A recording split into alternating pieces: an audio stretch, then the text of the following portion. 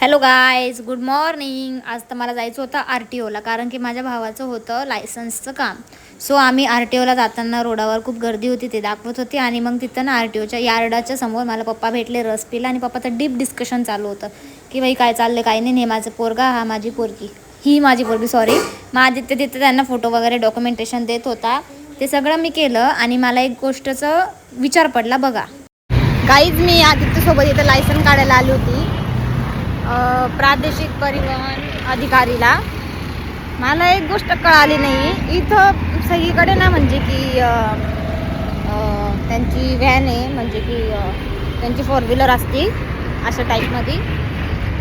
आणि ते लोक त्याच्यात लायसन काढतात. म्हणजे मला काय वाटलं यांना डिपार्टमेंट आहे स्पेशली दिलेली, पण नाही. यांचं डिपार्टमेंट असं आहे गाडीमध्ये, की गाडीमध्ये सगळा सेटअप आहे यांचा.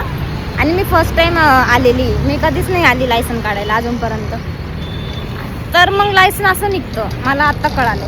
म्हणजे की यांचे जे कामं असेल ते वेगळे बी असतील, माहीत नाही मला. पण मग हे मी पहिल्यांदा पाहिलं की असं गाडीमध्ये बसून आणि असं करायचं असं. म्हणजे ही गाडी आहे, गाडीतच सगळं करायचं. म्हणजे गाडी डॉक्युमेंट्स द्यायचे त्या सरला, आणि मग असं हे करायचं. नवीनच आहे माझ्यासाठी. मला काय वाटलं पहिले इथं मध्ये जायचं, त्याच्यामधनं मग काढायचं. मी दाखवत होतं की याच्यामध्ये इथं जायचं आणि मग काढायचं, पण नाही.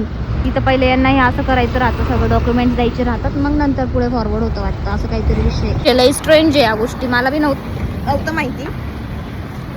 पण माझ्यासाठी नवीन आहे म्हणून मी तुमच्यासाठी शेअर केलं. लय गरम होतंय नाशिकमध्ये, बेकार. तोंड बघू शकता किती घाण झाले. लय गरम होतंय, लई. इकडचा पूर्ण जो एरिया आहे ना, पूर्ण धुळीचा आहे. कारण की इथं नुसतं कन्स्ट्रक्शन चालू असतं रोडांचं. काहीतरी माशी पण मागे लागली माझ्या.